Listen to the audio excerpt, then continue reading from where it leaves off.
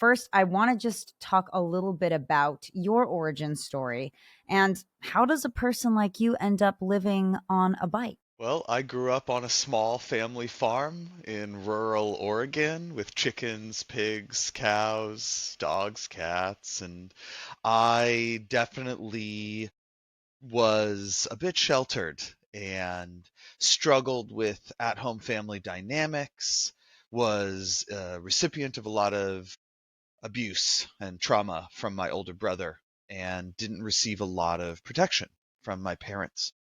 And this really set me down a life path of introspection, trying to understand the world, getting overfixated with justice. And that inspired me to want to become the president of the United States. That's great. And I ended up in a really prestigious liberal arts college program for politics. And the more I learned about that, the more I gained a belief that it was a really vile, seditious, and corrupt system that I really struggled to want to go into. So I got really depressed, had no idea what I wanted to do with my life, and started really dropping out of society. Got pretty counterculture and started doing a lot of research into, call it deviance. And that was the last ever college class I took.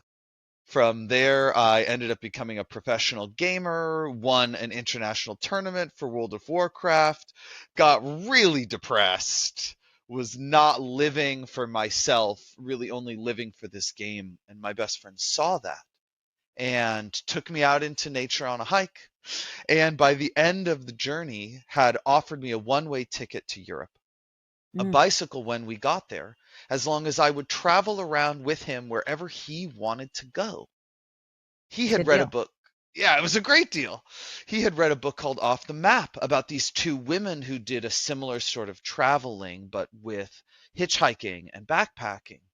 And he basically followed their model, reached out to intentional communities, permaculture farms, and volunteer opportunities. And the next spring we left. And Wow. when we got there, yeah, he was like, okay, now I'm broke. We've spent all the money I had, bought bikes, bought a cart. And so we started living this really, call it professional vagabond lifestyle. Yeah. Now, did you have any cycling experience at all, or was this fully kind of learn as you go? When I was a kid, I got a bike at 8, and I was like the local Forrest Gump. If I was going anywhere, I was running. Oh, that's awesome. That's I awesome. never learned really how to ride a bike. And so the trip was wild because I didn't have any bike experience. The first day where we had a longer day of cycling, 35 miles, it was agonizing. My muscles were beyond fatigue. But within 2 months, we got to the point where we were riding 100 miles a day and we're doing multiple days in a row, Wow. sleeping on the ground without sleeping pads. Wow.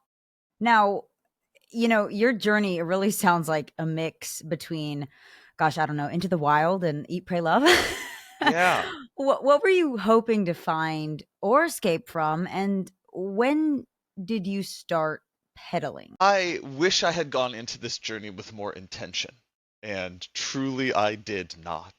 I had no idea what I was doing. I was certainly trying to escape the path that I was on, because I was also gaining weight and losing my eyesight and having bad skin problems from poor diet and hygiene decisions.